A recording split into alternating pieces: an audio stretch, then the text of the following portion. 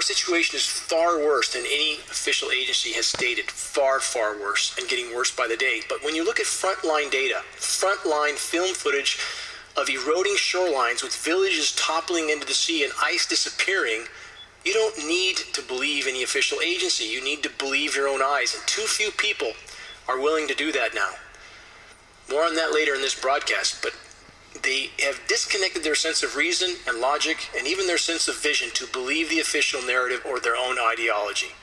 And that simply does not help our predicament. And we are all in an unimaginable predicament. If we continue on this course, it will very, very soon be game over for all of us. It's a mathematical fact. Another headline. Scientists say expect more 1,000-year events like the Louisiana flood. Now here we have again our, quote, scientists who won't acknowledge the giant elephant in the room of climate engineering, and yet we're taught to believe those, quote, experts without questioning, just like we're taught to believe the, quote, experts in the medical community who refuse to look at the data, refuse to question the instructions the medical industrial complex has given them in order to ensure their paychecks and pensions. And this is simply a society of cowards at that point, absolute cowards. But the truth will come out. There will be no hiding it, from climate engineering to the massive crimes of the medical industrial complex. The truth will come out.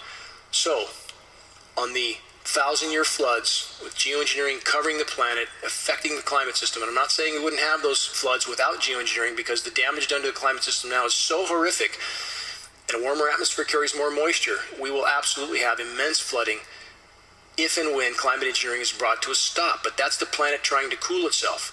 Hurricanes are still being suppressed in the Atlantic Basin. Does anybody wonder why nothing spins up in the Gulf of Mexico in spite of unimaginably hot temperatures? Louisiana was used for a moisture pump, by the way, to try to help cool some of the eastern and central U.S. So that moisture was allowed to be pumped into the atmosphere, pushed north, and ice nucleated to try to cool down some of the areas that are still superheating.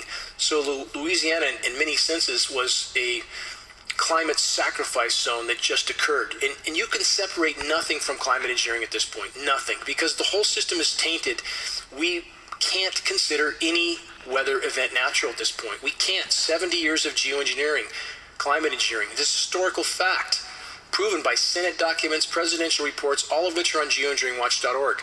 For those who care, look, because your future and your children's future depends on us exposing and stopping climate engineering, and a lot of other issues that need to be addressed after that. But climate engineering must be our first and top priority.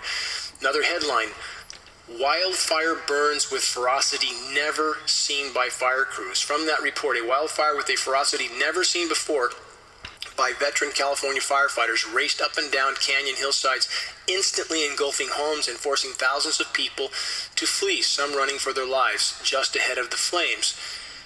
This area burnt my home region where I'm from, in Oak Hills, California.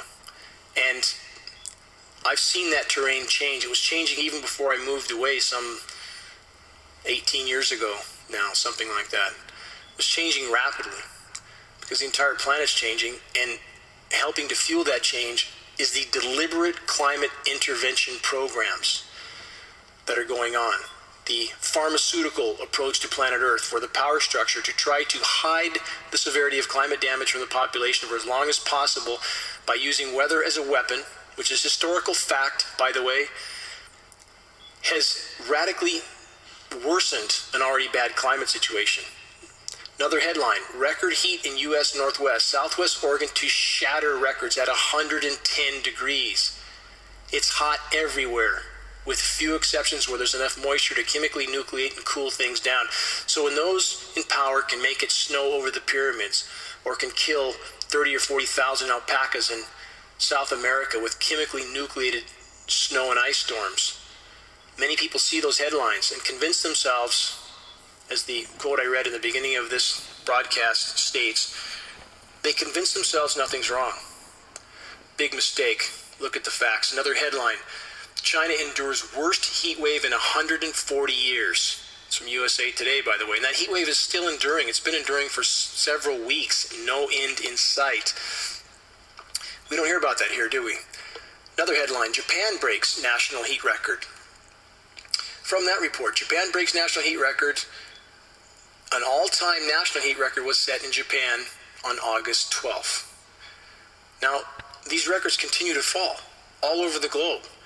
This is not a linear equation. It's a runaway event right now.